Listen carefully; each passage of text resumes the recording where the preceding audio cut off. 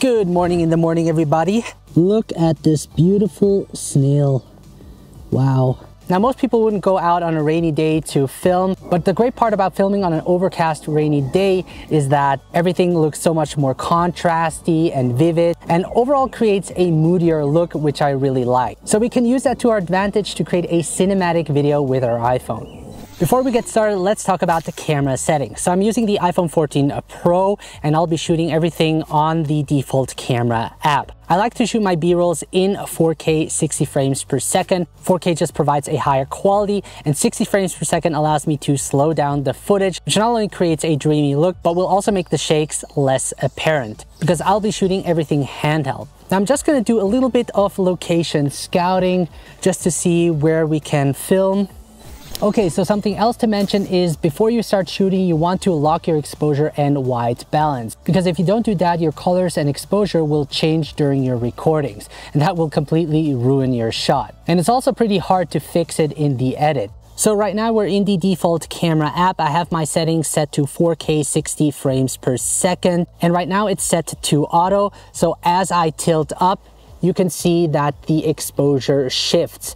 And as I tilt down, you can also see that the color changes from a more warm tone to a blue tone. And you don't want that in your video. So in order to lock your exposure and white balance, you can simply tap hold on the screen and AEAF lock will appear, which means your auto exposure and white balance has been locked. And you can see as I move up and down with the camera, you can see that the exposure and the white balance doesn't change in your shot. Now, unfortunately, your focus is also locked. You can't separate exposure from focus using the default camera app. For that, you will need to use a professional video app like Filmic Pro. Now, depending on the camera movement you do, if it's like a push-in shot or a slide shot, sometimes you can get away by leaving it in auto. But for camera movements where you tilt up the camera or going from a dark place into a more brighter area, it's better to lock your exposure and white balance. So yeah, keep that in mind and let's move over to the 5 pro tips I have for you guys. So my first tip is to create depth in your video. Now, because smartphones have small sensors, this is a bit more challenging to achieve. But the easiest way to do this is to get close to the object or subject you're filming. So in my case, I used this tree to create a sort of rotation shot. And by getting close to the branch, I was able to create some depth, making it look more cinematic and 3-dimensional. The next tip I have for you is to add transitions to your video. And one of the easiest transition is the whip transition, where you basically whip in one direction in the first shot and then whip in the same direction in the second shot.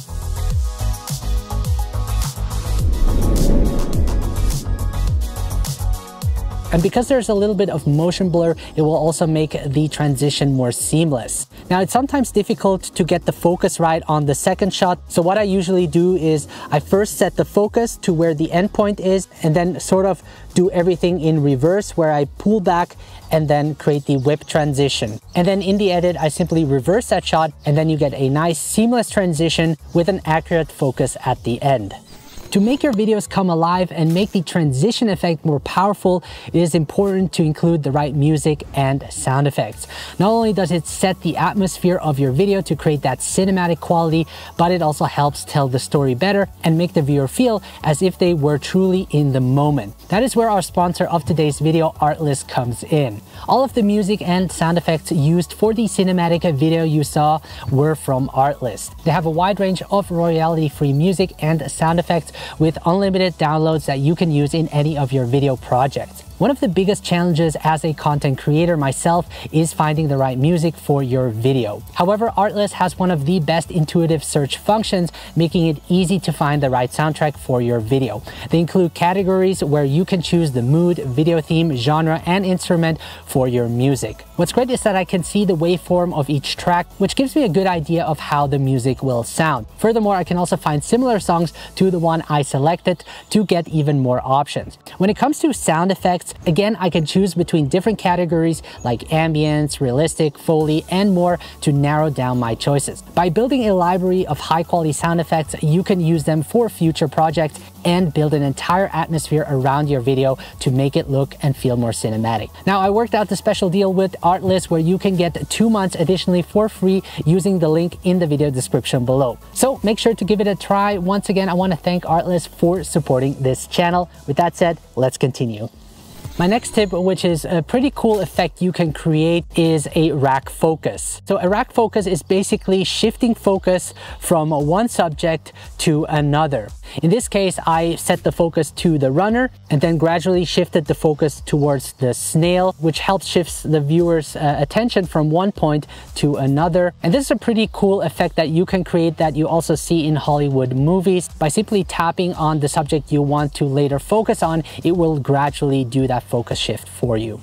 Having steady camera movement is something really important that you should do, especially when you're filming handheld. Even though the iPhone 14 Pro has great image stabilization, camera shakes can still occur. Now, the iPhone does have action mode, but because we're in a low light situation right now, it's not really the best mode to use. And the standard video by itself does a great job at stabilizing the footage. However, you want to work together with your body in order to get the smoothest camera movement possible. And what I like to do is keep the camera close to my body and then slightly bend my knees and then walk heel to toe in a constant speed. And by doing that, your videos will already look much better and you might not even need a gimbal. Now, I didn't want to use the ultra wide angle lens for this shot, even though it would help emphasize the camera movement, but the standard wide lens just provides the better quality. And what I did is that I had 2 trees closer to the camera because as I create the push forward movement, it will emphasize the camera movement and create a more dynamic shot.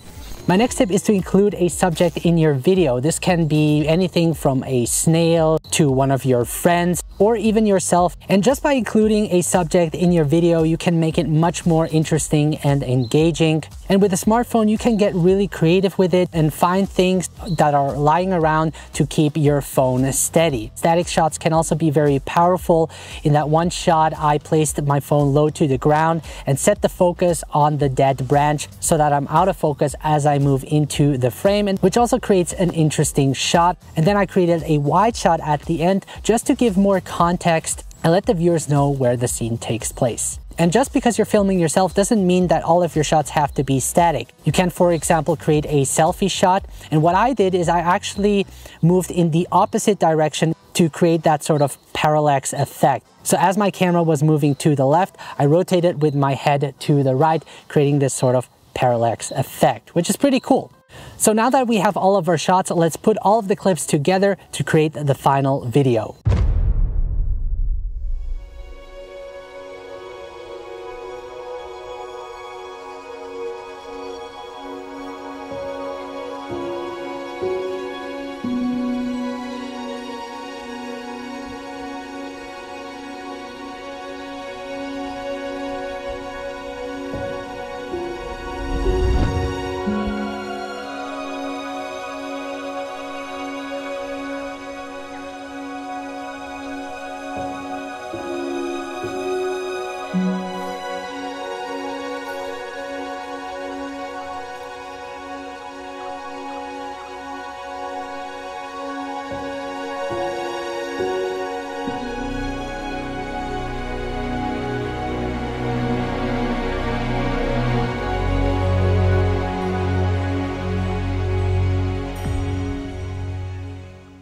So I hope you enjoyed that short cinematic sequence I did here in the forest, and I highly recommend you practice and go out, especially on a rainy day like this. You can get some really nice moody shots. And if you're interested in the colors I used for the final video, they are from my premium mobile LUTs, which include 10 LUTs that you can instantly apply to your mobile videos to make them pop more. I will leave a link in the video description below. So I hope you found this tutorial helpful and got some ideas on how you can create your own cinematic video with your smartphone. And hopefully you can use those techniques for yourself to create better videos. So I recommend you go out and search for a forest nearby to practice those different shots. Now, if you're interested in learning more and want to shoot professional and cinematic video with your smartphone, make sure to head over to smartphonefilmmaking.com, which is my online course teaching you everything I know about smartphone filmmaking. filmmaking. And guys, if you have any questions, feel free to leave a comment. So it's starting to rain now, so I better head back home. I wish you all a great week. Take care,